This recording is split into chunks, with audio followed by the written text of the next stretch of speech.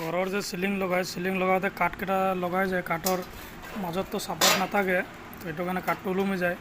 ওলমি নাযাবৰ কাৰণে এইটো এটা কেলেম বনালোঁ।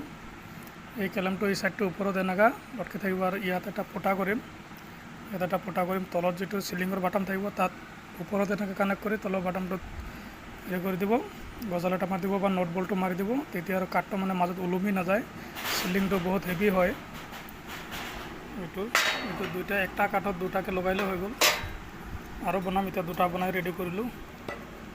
ইয়াত ফুটাটো মাৰিব আছে, চেন্দা মাৰি দিম, বছ হৈ যাব। আপোনালোকে মোৰ ভিডিঅ' চোৱাসকলে যদি কোনোবাই এনেকুৱা চিলিং বনায়, এই বস্তুটো জৰুৰী লগাব।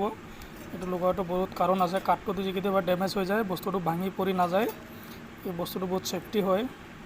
যদি 10 ফুট বা 12 ফুট ঘৰটো বহল বা দীঘল থাকে, তাত কাঠটোত যদি মাজত চাপৰ্ট নাথাকে, বহুত এটা ৰিস্ক হৈ যায়। তো এই বস্তুটো লগোৱা থাকিলে বস্তুটো ৰিস্ক নহয়।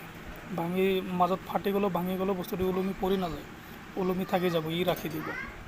তো বহুত ছেফটি হয় গাইজ। এইটো কৰিব কোনোবাই যদি বনায়। আৰু মোৰ চেনেলটো ছাবস্ক্ৰাইব কৰিব, লাইক কমেণ্ট কৰিব।